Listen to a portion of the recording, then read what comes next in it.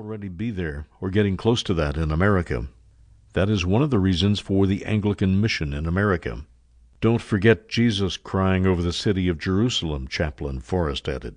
In 70 years the whole city and nation were crushed by the Romans, because, Jesus said, you did not recognize the time of God's coming to you. Clearly God has come with his message, and we must respond, or expect no better from the terrorists than Israel suffered at the hands of the Romans in AD 70. I do not know whether the formal leadership can be awakened, the bookseller answered with deep sadness and concern in his eyes. Only God knows, but the command is to call all believers to join together and pray. All we can do is obey, pray, and appeal to the leaders to lead people in prayer. The rest is in God's hands. The President speaks to the nation. Tom Knight stepped to the podium to make the formal introduction. Ladies and gentlemen, the President of the United States. Those in the press room of the White House stood and became quiet as President Strong approached the microphones. Thank you, ladies and gentlemen. Please be seated. My fellow Americans, I have asked the networks for time this morning to comment on recent events which concern all of us, and to ask for your help.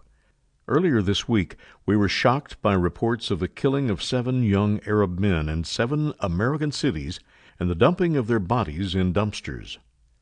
As you have likely heard in the news, these 7 men carried no identification, and the forensic analysis here and abroad have revealed nothing about their identities or country of origin.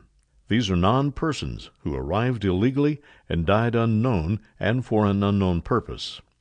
This morning in Williams, Illinois, another unidentified young Arab man was killed as he attempted to detonate an explosive vest.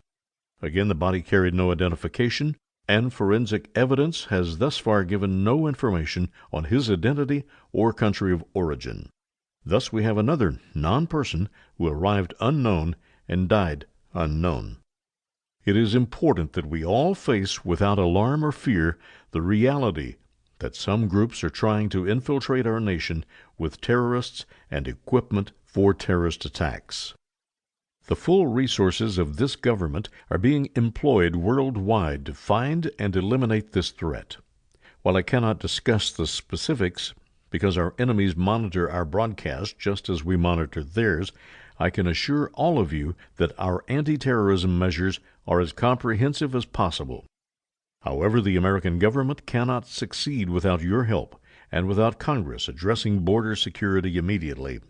We need the eyes and ears of every American watching their neighborhoods, workplaces, and cities. We need everyone to inform law enforcement and Homeland Security of any unusual activity or the presence of any unusual person. We are not on a witch hunt against Arabs or anyone based on race, religion, or nationality, for terrorists are not limited to any religion or nationality, and we know that not all Muslims are terrorists. However, we do need everyone to unite and stand against those who seek to harm us in our own nation, and we need to close the open doors on our borders. We are obviously concerned, but not alarmed. We know that if we come together as Americans, we can protect one another and make it impossible for aliens with evil intentions to walk freely among us and do us harm. Please take these efforts seriously as your duty to your fellow citizens. The President paused, sighed, and then continued in a quieter voice. Unfortunately, we must expect that a day may come when somewhere in the United States an attack will be launched, perhaps even several. We will be prepared to respond appropriately. If we work together, we can eliminate most threats. However, it would be dishonest to tell you that we can prevent every killer sent to the U.S. from carrying out a hate-filled mission. Last weekend, an old man in Williams, Illinois, stepped up to a microphone at the end of a press conference, asking that believers in America pray together for God's deliverance, and for the wisdom to understand why God has allowed terrorism to happen on American soil.